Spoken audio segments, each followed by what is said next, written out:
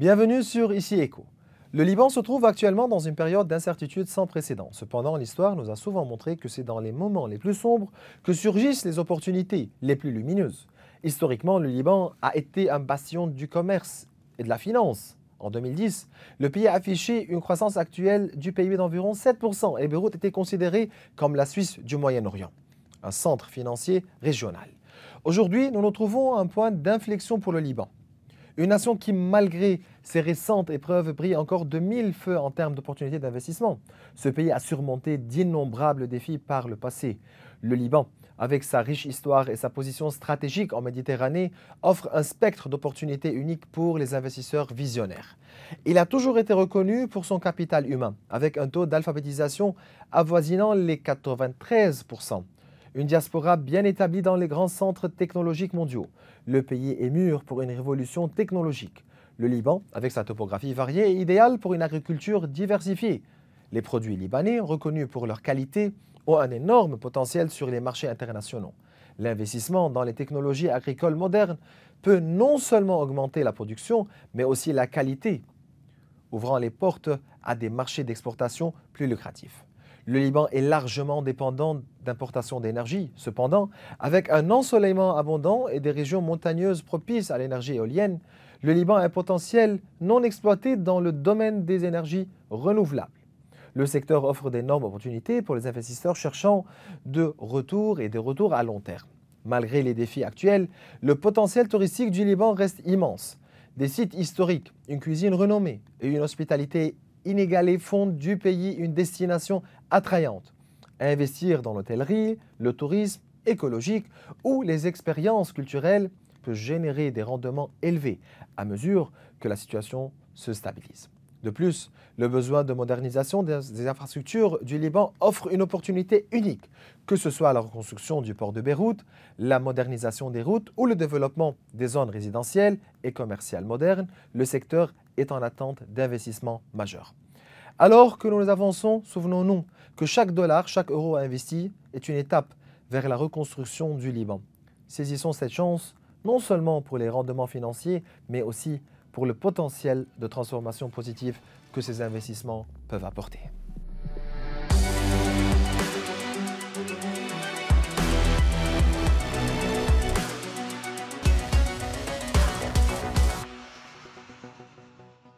Beyrouth a reçu durant 3 jours la mission économique et commerciale de la francophonie sur l'Organisation internationale de la francophonie.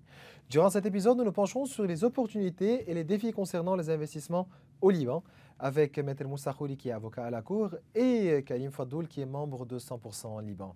C'est un plaisir de vous avoir avec nous, M. Fadoul, et aussi Maître Khouri.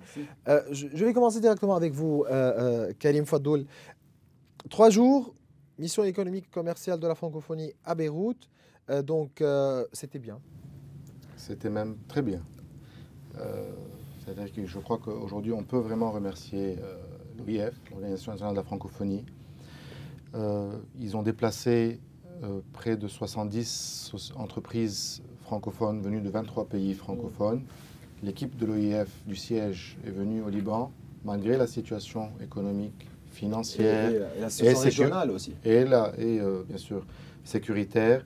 Ils ont tenu à maintenir cette conférence. Vraiment, on peut les remercier. Et ce qu'on peut dire de ces 3 jours, c'est qu'il y a eu des panels, il y a eu des échanges d'affaires aussi. Parce que le communiqué est sorti, n'est-ce pas? Le communiqué est sorti. Donc, nous avons on a déjà des chiffres. On a déjà des chiffres qui sont sortis au bout de ces 3 jours. Donc on peut vraiment les dire. C'est qu'on a vraiment 70 personnes qui représentent 60 entreprises et institutions étrangères, venues, donc, comme on l'a dit, de 23 pays francophones. Il y a près de 150 entreprises libanaises qui ont participé à ce forum. On a eu les panels, donc les échanges autour de plusieurs thèmes, mais les après-midi étaient vraiment dédiés au B2B. On a compté, selon le communiqué, et qui le disent vraiment, plus de 350 B2B. Donc ce sont vraiment les rencontres d'affaires. On parle à peu près, ça veut dire 6,5 rendez-vous par société. Et de ce qu'on a pu entendre et écouter et même voir, c'est qu'il y a eu des opportunités, il y a des échanges qui ont été vraiment avancés d'ailleurs aussi, et qu'aujourd'hui, Même il y a un appétit aussi. Il y a bien vu ça avec les pays, donc les personnes qui venaient d'Afrique aujourd'hui pour dire que voilà, aussi on est prêt à un échange avec le Liban, à investir ici au Liban pour voir les Ils sont opportunités qui existent. tous très intéressés par le Liban. D'ailleurs, tu as pu aussi le voir. Ils sont très intéressés. Ils sont venus vraiment voir qu'est-ce qu'ils peuvent faire. Maître Khouri, vous avez assisté à cette, voilà, ou bien à ce forum. Le résultat de ce forum, vous le voyez comment? Écoutez, j'ai été convié et j'avais eu le plaisir de participer à un panel sur deux sujets, pourquoi et comment investir au Liban. J'ai été vraiment étonné par le nombre de participants, d'une part, par l'attention des participants qui recherchaient deux choses. Savoir comment investir au Liban, d'un côté, mais savoir aussi comment utiliser ce savoir-faire libanais. Nous sommes un pays que tout le monde connaît en crise. Ces participants sont arrivés à un moment vraiment très délicat au niveau régional. Et avec ça, ils ont constaté, comme ils ont dit, une certaine effervescence au niveau économique et ils voulaient en profiter. Ils ont demandé à savoir comment ça se passait, qu'est-ce qu'il y avait de particulier dans le système libanais économique. L'une des questions qui reste en tête, c'est comment vous, les Libanais, vous faites. Ouais. Est-ce que c'est signe d'adaptation ou de résilience? Donc, on a bien entendu cela. Donc, vous êtes en crise, vous faites comment, mais vous continuez. Donc, résilience ou adaptation? Énergie, ressort, espoir, volonté de surmonter. La résilience est un état passif. Nous avons développé au Liban, depuis des générations, cette volonté de s'en sortir, cette volonté de gagner contre vents et marées. Et d'ailleurs, c'est ce qui a fait que beaucoup de nos générations sont parties vers l'étranger. Toutes les personnes qui étaient là connaissaient des entreprises libanaises dans leurs pays respectifs. Et c'est cette force qui est en nous que je ne qualifierais pas de résilience, mais plutôt d'énergie. Karim Fadol, vous faites partie aussi de 100% Liban. Donc, vous travaillez avec le secteur privé. Pourquoi investir au Liban? Pourquoi pas? Pourquoi pas? Aujourd'hui, le Liban, on peut le dire, le secteur privé a démontré vraiment son agilité et sa vivacité. C'est-à-dire contre vents et marées, malgré toutes les crises. Aujourd'hui, si on reprend la dernière crise financière, on ne va pas aller plus loin, et qu'on la place dans un autre pays, je crois que les 3/4 des sociétés font faillite et ferment. Si on prend le cas de la France, pour un demi-centime de plus, un demi-centime de moins, on brûle Paris. Ici au Liban, le secteur privé a bien démontré vraiment sa vivacité, son agilité. C'est pas de la résilience. Ils ont su s'adapter, ils ont su aller de l'avant et ils ont même pris cette crise en opportunité. C'est-à-dire qu'aujourd'hui, si on reprend un peu les bilans de certaines sociétés, avant la crise et après la crise, aujourd'hui, ils sont beaucoup plus liquides, ils sont beaucoup plus saines même qu'avant. Mais aussi, il faut prendre en considération le fait de l'endettement, de la couverture des dettes, donc on reprend à zéro. Ça, c'est ce qui a été aussi en faveur des compagnies et des entreprises ici au Liban qui existaient avant la crise. Maître Khouri, comment évaluez-vous le climat actuel des investissements au Liban? Si nous voulons parler plus à propos du cadre juridique, le climat, pourquoi investir? Quelles sont les facilités avant de passer aux défis? Écoutez, je ne suis pas habilité à vous dire comment ça se passe aujourd'hui au niveau des investissements au Liban. Ce que je peux vous dire, c'est qu'en observateur de ce qui se passe autour de moi, nous n'avons pas connu au Liban des pertes d'investissements étrangers. Dans le sens que jamais le Liban n'a touché à la propriété privée d'une entreprise, fût-elle étrangère, investissant au Liban. Nous n'avons pas connu d'expropriation, nous n'avons pas connu de nationalisation, ça n'a jamais été le cas. Réussir au Liban a toujours été respecté, même lorsque l'entreprise qui réussissait était une entreprise non libanaise, un investissement étranger. Donc, le message que j'ai essayé de véhiculer pendant les réunions était que le Liban respecte l'entreprise, respecte La propriété La privée aussi, propriété avec la privée. Constitution, ça c'est clair dans la Absolument. Constitution. Donc, absolument. c'est pas une loi, c'est Non, c'est non, non, une nous avons, constitution. inscrit, Oui. nous avons inscrit dans la Constitution le respect de la propriété privée. Tout comme nous avons inscrit dans la Constitution le respect de la liberté, dont la liberté d'entreprendre et de faire le commerce. Le Liban n'a jamais réservé, sauf certains secteurs, n'a jamais réservé une activité propre à ses économies, à ses entreprises. Le Liban n'a jamais imposé à un investisseur étranger de s'adosser à un investisseur local ou même à un partenaire local, comme c'est le cas souvent autour de nous.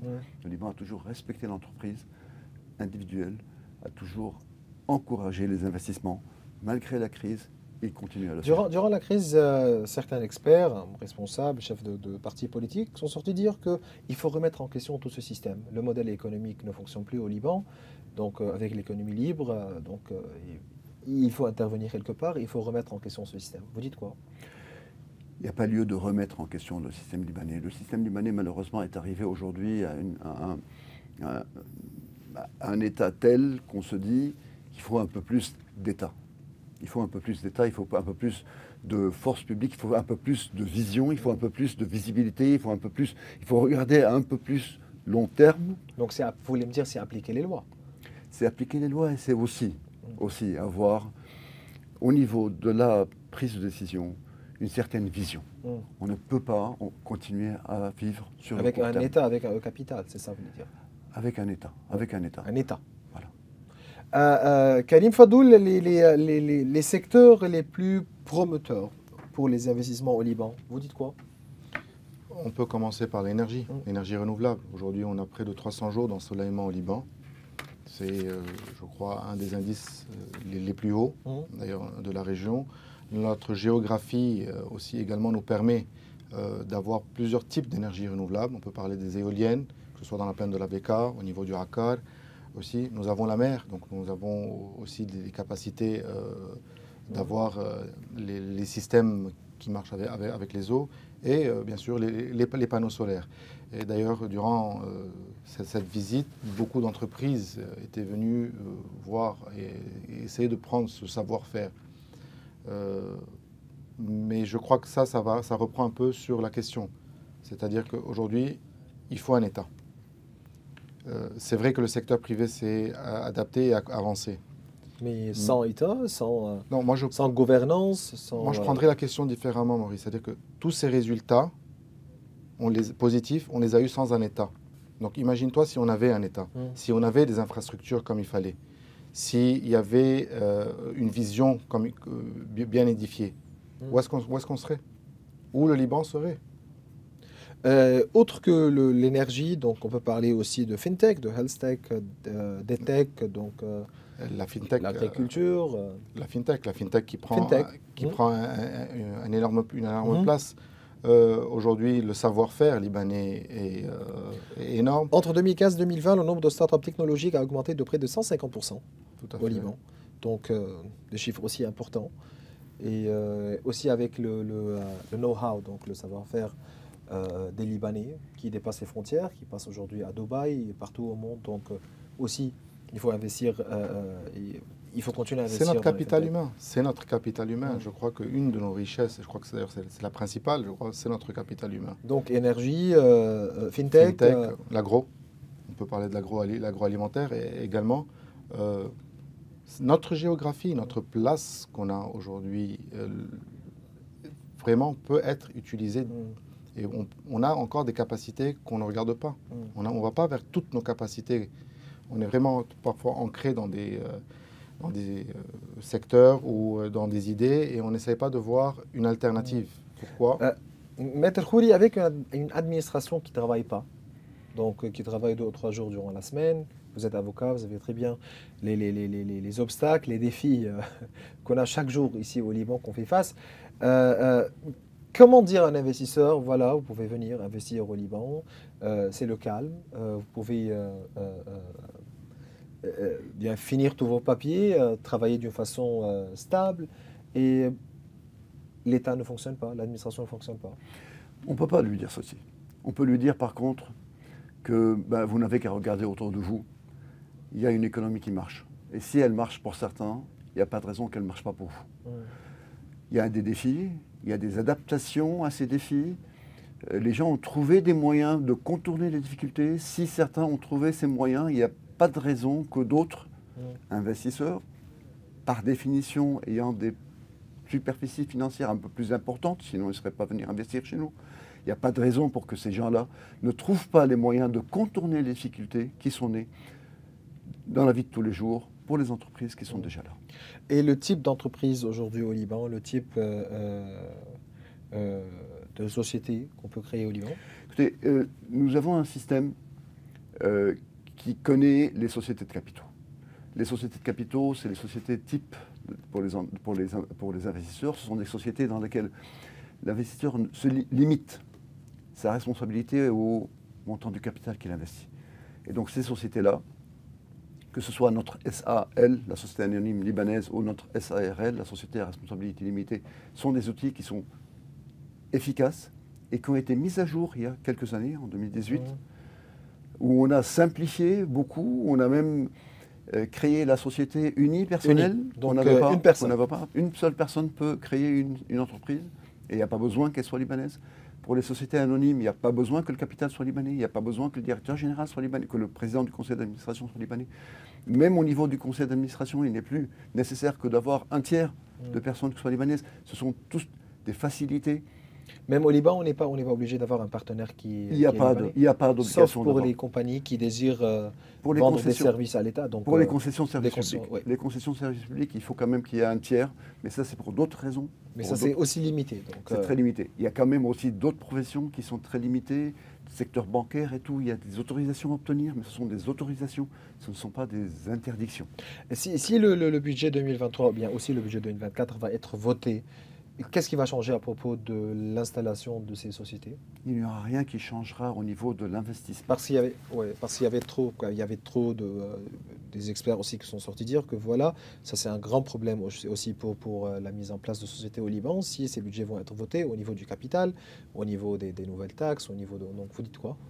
Écoutez, nous connaissons le projet de budget 2024. Il contient des augmentations au niveau des impôts et des taxes. C'est vrai. Mais il y a de la marge. Au Liban, si nous voulons parler d'investisseurs, nous parlerons d'impôt sur les sociétés. Aujourd'hui, l'impôt sur les sociétés au Liban n'est que de 17%. Comparé à 30, 35, selon les pays, c'est beaucoup trop. C'est beaucoup plus que... notre impôt reste beaucoup plus que d'autres pays comme les Émirats, mais il reste quand même de la marge avant d'arriver aux impôts qui sont pratiqués dans les pays d'où viennent les investisseurs. Qui plus est, notre impôt sur la distribution des dividendes est toujours limité à 10% libératoire. Troisièmement, les investisseurs viennent de pays avec lesquels, le plus souvent, le Liban a des traités évitant la double imposition. Pratiquement, l'impôt qui est payé au Liban est récupéré par l'investisseur lorsqu'il rapatrie son argent dans son pays. Donc ça reste quand même très intéressant d'investir au Liban au niveau économique et fiscal. Monsieur Fadoul, aujourd'hui, nous avons besoin de réformes au Liban, nous savons très bien cela. Ça, c'est certes. Comment les réformes aujourd'hui peuvent être en faveur des investissements étrangers au Liban? Dès qu'on a une stabilité politique, cela va entraîner une stabilité sûrement économique, une stabilité financière, une vision, que ce soit moyen, que ce soit à long terme. Les réformes, on pourra déjà commencer à avoir les infrastructures, des infrastructures qui aujourd'hui peuvent être bénéfiques, par exemple pour la tech, si on leur met un espace assez conséquent avec les outils qu'il faut par rapport aussi à l'agro-industrie. Ça va être sûrement un levier extraordinaire pour les investissements au Liban, que ce soit pour les sociétés du secteur privé actuel, mais pour faire venir encore plus d'investissements. Les investisseurs aujourd'hui, qu'est-ce qu'ils demandent? Ils le disent. On sait très bien que ça marche, on sait très bien que c'est rentable. Le seul problème qu'ils ont, le seul point d'interrogation, mais politiquement, est-ce qu'on y va ou on n'y va pas? C'est un risque pour eux.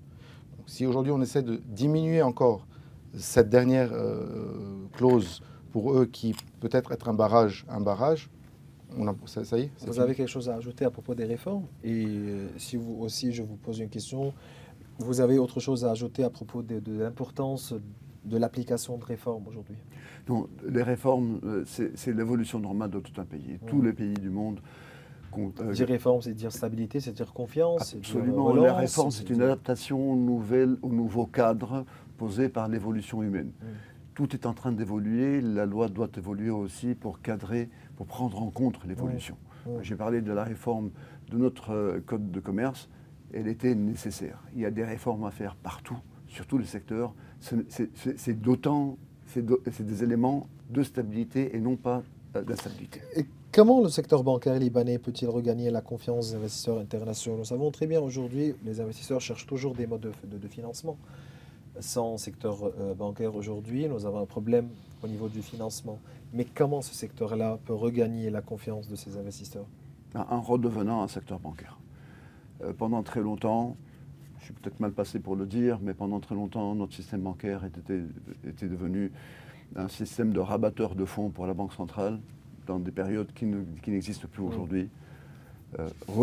Avoir de nouveau un secteur bancaire qui fasse vraiment son travail. Vous dites quoi à propos de la restructuration de ce secteur-là qui aussi peut être en faveur c'est certes, on a besoin.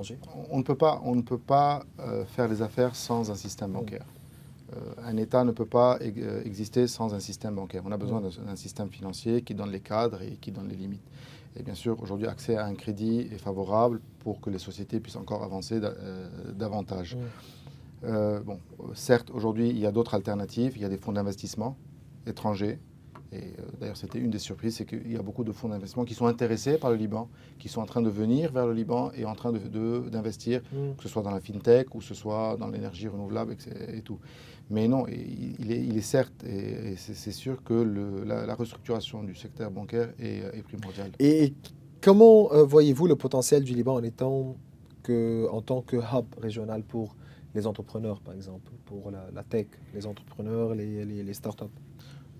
Je crois que c'est possible, c'est faisable, mais voilà. L'infrastructure. Mais on a besoin d'une infrastructure, on a besoin d'un État stable, on a besoin d'une économie stable et d'une politique stable. Au niveau administratif, juridique, il faut faire quoi au niveau de ces réformes? Il faut continuer, il faut déjà reprendre au travail. Malheureusement, la situation dans laquelle nous sommes aujourd'hui a poussé ceux qui font le service public, donc les fonctionnaires, à ne plus accepter de venir travailler. D'ailleurs, l'État n'était pas tout à fait mécontent. Ils ont encouragé les fonctionnaires à ne travailler que quelques jours par semaine, ce qui résolvait le problème pour tout le monde, y compris pour l'État, pour ne pas avoir à faire face au problème. Et pratiquement, aujourd'hui, nous avons un État ou un service public qui fonctionne au ralenti. Donc, il y a lieu quand même de remonter cette crise, de ressortir de cette impasse. Et quand même, et pas seulement pour les investisseurs étrangers, pour tout un pays qui a besoin d'avancer. Et aussi de se réformer pour se mettre au diapason. Monsieur Fadoul, dire investissement, c'est dire concurrence aussi. Donc, concurrence entre investisseurs, entre entreprises, etc. Quel avantage concurrentiel le Liban offre-t-il aux investisseurs par rapport à d'autres marchés étrangers? Le savoir-faire libanais. On revient au savoir-faire. On revient et je vais reprendre... Mais aussi à la facilité de s'adapter. Je veux reprendre une phrase que tu as dit. Comment surmonter aussi les crises, on t'a posé une question durant ce forum. Et on t'a dit, c'est quoi le secret? Tu leur as dit deux choses. Le modèle libanais. Il est unique. Mais je ne sais pas il faut être fier de ce modèle ou bien non, c'est un modèle qui doit être mis en question. Il est à double face peut-être, mais je crois que la face négative... Parce que je rappelle très bien de cette question, une des personnes qui assistait à ce panel a bien posé une question en disant que vous faites comment vous au Liban? Vous êtes en crise, le secteur bancaire ne fonctionne pas, pas d'État, pas d'administration, mais ça fonctionne. Il y a une expérience qui a été acquise au fil des générations. Cette expérience, d'autres pays n'en ont pas.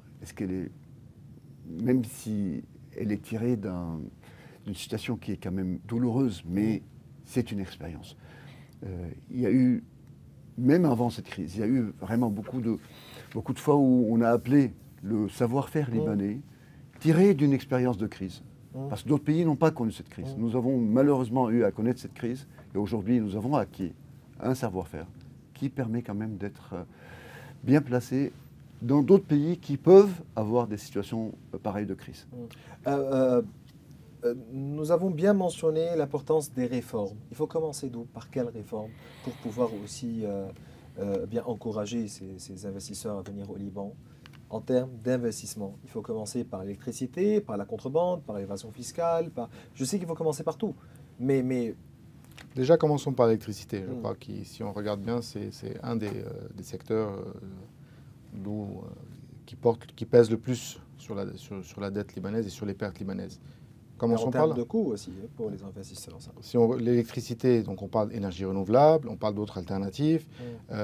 L'énergie, c'est un des principaux facteurs de coûts de production aujourd'hui. Donc, si on veut être un peu plus concurrentiel par rapport à d'autres produits, il faut réduire les coûts. Et le coût de l'énergie au niveau des industries, c'est celui qui a la plus grande part. On peut commencer, si on commence par là, ça serait déjà très bien et on continue. Le panel, on pourra le continuer.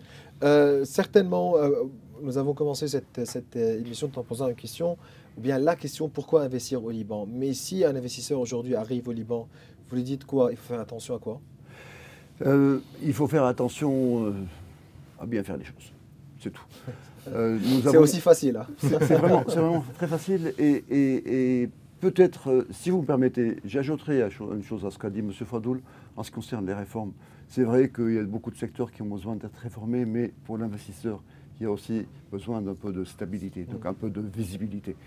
Déjà, si on commençait par pouvoir donner, avoir un État qui puisse donner une visibilité à tout le monde, aux Libanais et aux non-Libanais. Mais vous lui dites, il faut faire ça, il ne faut pas faire ça. Ce qu'il faut faire, il faut toujours faire attention un peu à la libanaise. Un peu comme la façon dont on conduit chez nous, on a toujours, même quand on est dans notre droit, on fait toujours attention aux erreurs des autres. Il faut faire attention. Quand on est au Liban, il faut être un peu plus vigilant qu'ailleurs, c'est vrai. On n'a pas la sécurité qu'il faut, mais en étant vigilant, on s'en sort magnifiquement. Il faut faire attention à quoi? C'est assez difficile. Bon, il faut faire attention, on est quand même aussi placé géographiquement dans une zone instable. Mais bon, ça peut être partout. Aujourd'hui, tout le monde change. On ne sait pas uniquement ici. C'est le monde entier qui est en train de changer. Mais juste, voilà, calculer ses risques.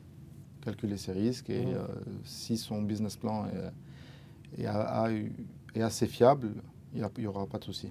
Mais aussi, il faut bien dire que le Liban aussi a des atouts en termes de logistique, de distribution pour les entreprises aussi ayant une portée régionale. Aussi, nous avons le rôle de la diaspora libanaise qui a de tout temps été présente, on va dire. Donc, qui n'a jamais quitté le Liban, même s'ils ont quitté le Liban. Donc, ce sont nos principaux ambassadeurs. Et je crois qu'aujourd'hui, même l'économie libanaise repose pour une grande partie sur la diaspora. Et comme tu l'as redit, géographiquoi, le Liban est vraiment, on va dire, la virgule entre l'Occident et l'Orient. Et pourquoi le Liban n'est pas le hub? Pour finir, vous dites quoi? Pourquoi il faut investir au Liban? Vous allez me dire maintenant, c'est le Liban. Mais non, c'est pas que c'est le Liban. Pourquoi investir au Liban? Parce que le Liban a encore beaucoup de capacités, d'opportunités, et qu'aujourd'hui... Des rendements à long terme. Des rendements, et aujourd'hui, c'est le moment. Parce que toujours, durant la crise, on cherche les opportunités, voilà. C'est ça. Et la crise a fait montrer beaucoup d'autres opportunités qu'on ne voyait pas avant. Donc, au niveau de l'énergie, au niveau de l'infrastructure, la construction du port de Beyrouth, au niveau du fintech, la tech, etc. Donc, pourquoi? Et comment commencer? Il faut commencer par venir voir. Il y a toujours il y a un énorme potentiel au Liban. Il y a un potentiel encore plus qu'il y en avait quelques années auparavant, pas seulement parce qu'il y a eu la crise, naturellement il y a eu la crise, mais il y a un potentiel. Nous continuons à être un endroit où il fait bon investir et pas seulement vivre. Nous continuons à être hyper bien placé sur la région. Nous continuons à être un pays avec un potentiel très fort humain. Et tout ça, il n'y a pas mieux pour investir. Maître Moussa Khouri, un dernier message aux investisseurs étrangers et libanais, vous dites quoi? C'est le moment de venir. C'est le moment de prendre la décision de venir voir ce qu'on peut faire ici. Il y a beaucoup de choses à faire ici. Et entre-temps, nous continuons à faire de notre mieux. Et demain sera toujours mieux qu'aujourd'hui. Karim Fadoul, vous faites partie de 100% Liban. Vous êtes au courant de toutes les opportunités aujourd'hui qui existent au Liban dans le secteur privé. Vous dites quoi aussi à ces investisseurs qui attendent, qui regardent là, le Liban, qui sont là à chasser ces opportunités, mais est-ce que c'est le bon moment? Il faut attendre tout ce qui se passe aujourd'hui dans la région. Vous leur dites quoi? C'est le moment. N'attendons pas les réformes de l'État. Ça va venir, que ce soit demain ou après-demain, ou dans le court terme. Mais c'est le moment de venir. Il faut venir déjà maintenant commencer à voir eux choisissent leurs opportunités, choisissent leurs partenaires s'il faudrait qu'il y ait des partenaires. Commencer à s'implanter parce que je crois que quand le train va démarrer, ça sera peut-être trop tard pour eux. Karim Fadoul, membre de 100% Liban, et Maître Moussa Khouri, qui est avocat à la Cour, je vous remercie. Merci à vous. Merci à vous. Merci à vous. Investir au Liban aujourd'hui, c'est croire à la capacité du pays à se réinventer. C'est un investissement dans un pays qui a une histoire de résilience et une énergie indomptable. Avec les bons partenaires et une stratégie claire, les retours sur les investissements peuvent être aussi impressionnants que les défis sont grands. On arrive à la fin de cette émission. Vous pouvez revoir tous nos épisodes sur nos réseaux sociaux. Au revoir.